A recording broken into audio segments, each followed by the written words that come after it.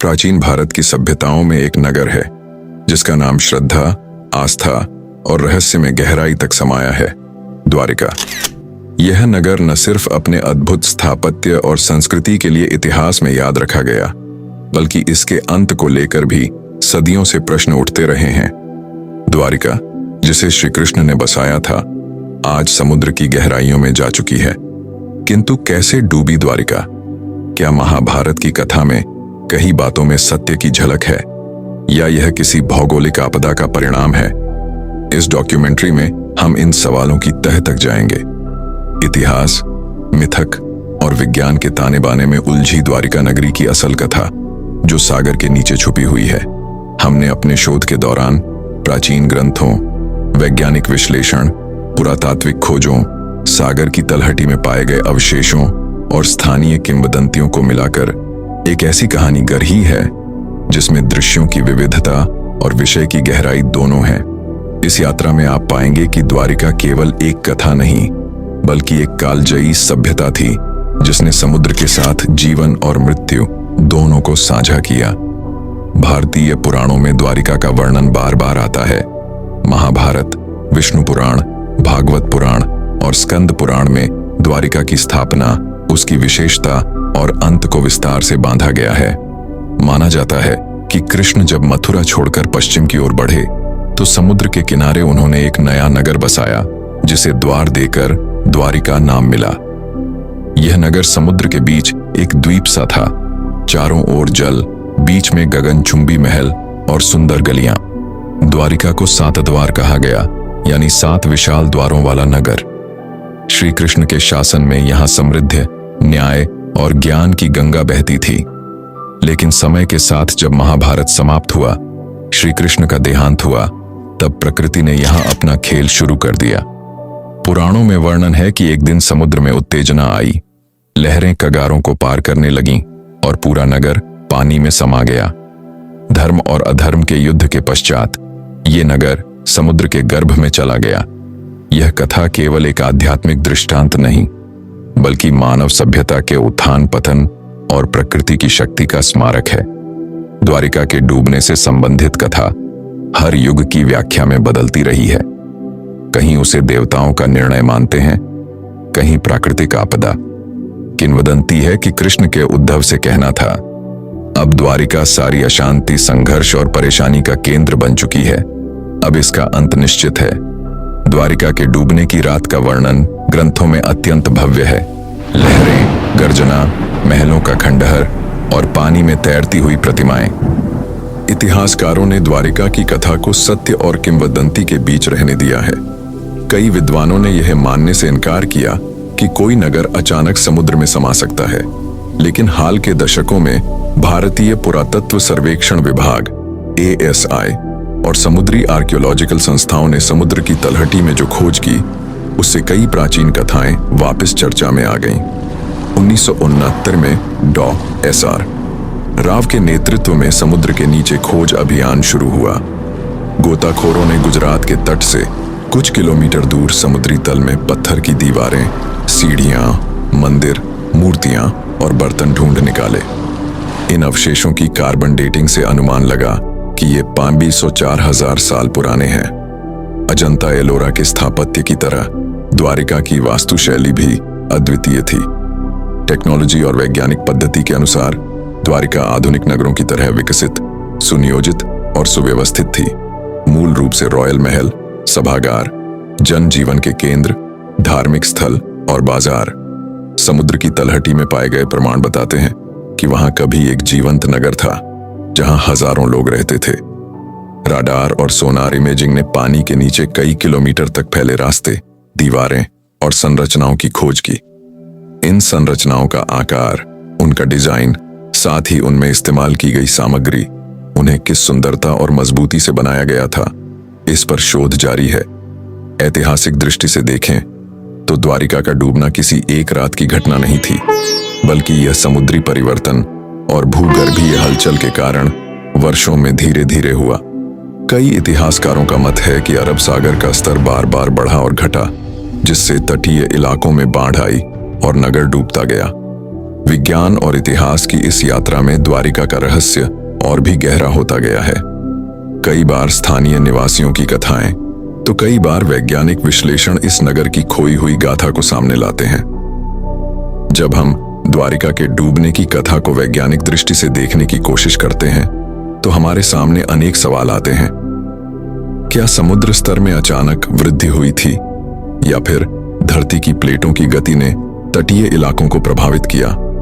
विज्ञान की दुनिया में भूगर्भशास्त्र, समुद्री विज्ञान और जलवायु परिवर्तन इन विषयों के उत्तर खोजने का प्रयास करते हैं। द्वारिका नगर गुजरात के पश्चिमी तट पर स्थित था। यह क्षेत्र पृथ्वी की इंडियन प्लेट और अरबियन प्लेट के जंक्शन पर आता है, जहां भूगर्भीय हलचलें आम हैं। भूगर्भशास्त्रियों ने यहां टेक्टोनिक गतिविधियों का अध्ययन किया है।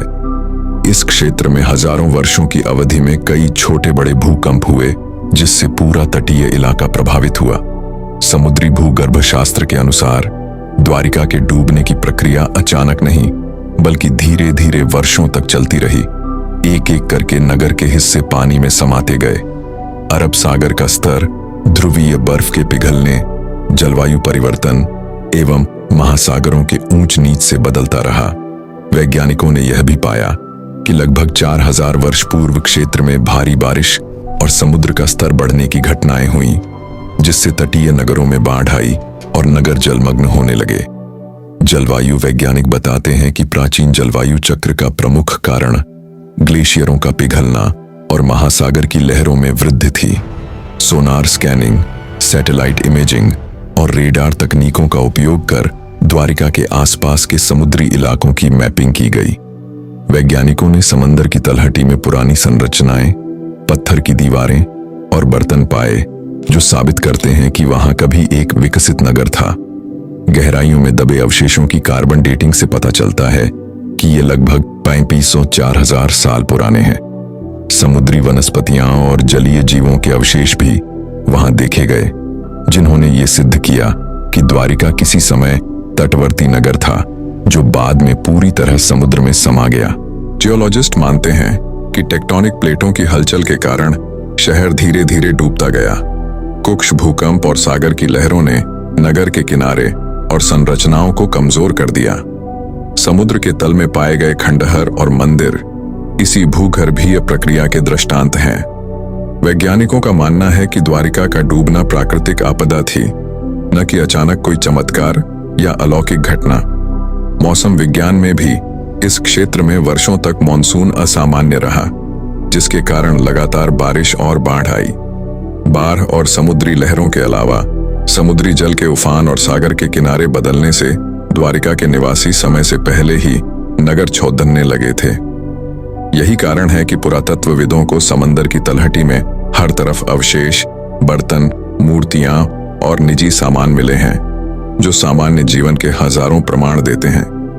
इन सारे शोधों और वैज्ञानिक निष्कर्षों से हमें यह समझ में आता है कि द्वारिका का डूबना एक क्रमिक और नैसर्गिक प्रक्रिया थी, जिसमें प्रकृति ने बड़ी भूमिका निभाई।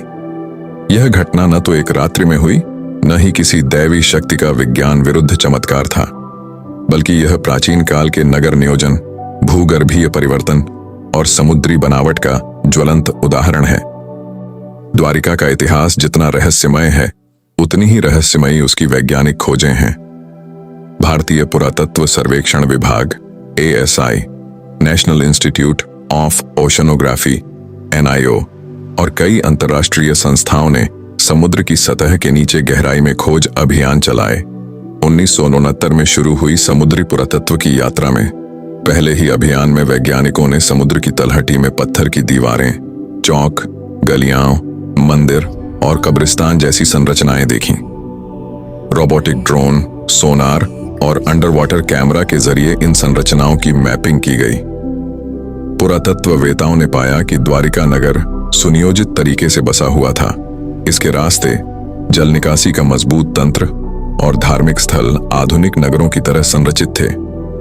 पुरातत्वविदों ने जिन अवशेषों की खोज की, उनमें प्रमुख हैं विशाल पत्थर की दीवारें जो नगर की रक्षा करती थीं, मंदिरों की सीढ़ियां, कई किलोमीटर लंबी, रंगीन बर्तन और घरेलू सामान, कांसे और तांबे के सिक्के, मूर्तियां और जाति विद्वानों के स्मारक, नक्काशीदार शिलाएं जिनमें शास्त्रीय और काव्यात्मक चित्रण हैं। इन खोजों की पुष्टि कई बार कार्बन डेटिंग और अन्य वैज्ञानिक विश्लेषण से की गई।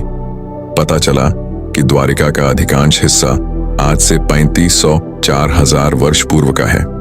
सोनार इमेजिंग के अनुसार समुद्र के नीचे नगर की गलियों का जाल फैला है, जिसे पानी के प्रवाह और सागर की लहरों ने धीरे धीरे ढक लिया। अवशेषों के डिजाइन से यह स्पष्ट हुआ कि द्वारिका में वास्तुशिल्प का अद्भुत स्तर था, जिसमें रीति रिवाज, पूजा स्थल और स्नानागार शामिल थे। इन सारी खोजों ने पुराणों की कितनी बातों को प्रमाणित किया, इस प्रश्न पर वैज्ञानिक बहस जारी है। कुछ शोधकर्ता मानते हैं कि द्वारिका नगर सचमुच बसा था और समुद्र में डूब गया, जबकि कुछ लोग इसे मिथकीय प्रतिष्ठा मानते हैं। अंतर्राष्ट्रीय शोध संस्थाएं भी भारत के तटीय इलाकों में खोज करती रही हैं। नासा ने भी सैटेलाइट तस्वीरों से तटीय नगरों का अध्ययन किया है। संयुक्त राष्ट्र की जियोलॉजिकल सोसाइटी ने समुद्री खोजों के डाटा और पुरातात्विक निष्कर्षों को एक साझा रिपोर्ट में समेटा है। स्थानीय तौर पर गोताखोरों और मछुआरों की मदद ली गई। उनके अनुभवों और ज्ञान का यूनिक योगदान था। कई बार ऐतिहासिक अवशेषों के पाने का श्रेय उन्हीं मछुआरों की किस्सों को जाता है, जिन्होंने समुद्र के तल में चल रहे बदलावों को महसूस किया। वैज्ञानिक दस्तावेजीकरण, सॉफ्टवेयर एनालिसिस और रचनात्मक चित्रण के जरिए आज द्वारिका का इतिहास और उसकी वास्तुशैली पुनः जीवंत हो गया है। भारत सरकार द्वारा बनाए गए दस्तावेज और रिपोर्ट्स में द्वारिका की समुद्री तलहटी की खोजें विस्तार से दर्ज हैं।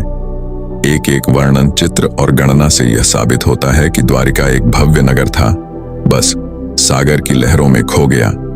पुराने ग्रंथ, वैज्ञानिक निष्कर्ष और स्थानीय सभ्यता, तीनों ने मिलकर द्वारिका के अस्तित्व को हमेशा के लिए अमर कर दिया है। द्वारिका नगरी की कहानी केवल एक प्राचीन नगर की कथा नहीं है, बल्कि वह एक सभ्यता, एक विश्वास और एक रहस्य है, जो आज भी समुद्र की गहराइयों में धैर्यपूर्वक हमारी खोज का इंतजार कर रही है। इतिहास, पुराण, विज्ञान और पुरातत्व के चौराहे पर खड़ी यह नगरी हमें यह सिखाती है कि समय की लकीरों में खोई हुई कहानियां भी जीवित रहती हैं। द्वारिका के अवशेष हमें यह याद दिलाते हैं कि मानव जीवन प्रकृति के साथ गहरे संबंध में है और हमारी सभ्यता की नींव कितनी मजबूत हो सके, यह भी प्राकृतिक शक्तियों पर निर्भर करता है। यह कहानी हमें सतर्क करती है कि इतिहास को समझना और संरक्षित करना हमारी जिम्मेदारी है। हमने देखा कि कैसे वैज्ञानिकों, पुरातत्वविदों और स्थानीय जनजीवन के प्रयासों ने मिलकर एक खोए हुए नगर की प्रतिमा फिर से उकेरी है। द्वारिका की गाथा सदा हमारे लिए प्रेरणा और एक चुनौती बनी रहेगी, समय के साथ जुड़ी ट्विस्ट और रहस्यों को समझने की। अगर आपको ये डॉक्यूमेंट्री पसंद आई हो तो कृपया हमारे चैनल को लाइक और सब्सक्राइब करें। आपकी प्रतिक्रिया और सुझाव हमारे लिए महत्वपूर्ण है, ताकि हम भविष्य में और भी रोचक और ज्ञानवर्धक विषय लेकर आ सकें। आपका साथ हमें और बेहतर बनाने की प्रेरणा देता है। धन्यवाद और जुड़े रहिए इस अनमोल इतिहास की खोज में। फिर मिलेंगे एक नई कहानी, एक नए रहस्य के साथ। तब तक के लिए नमस्कार और जय श्री कृष्ण।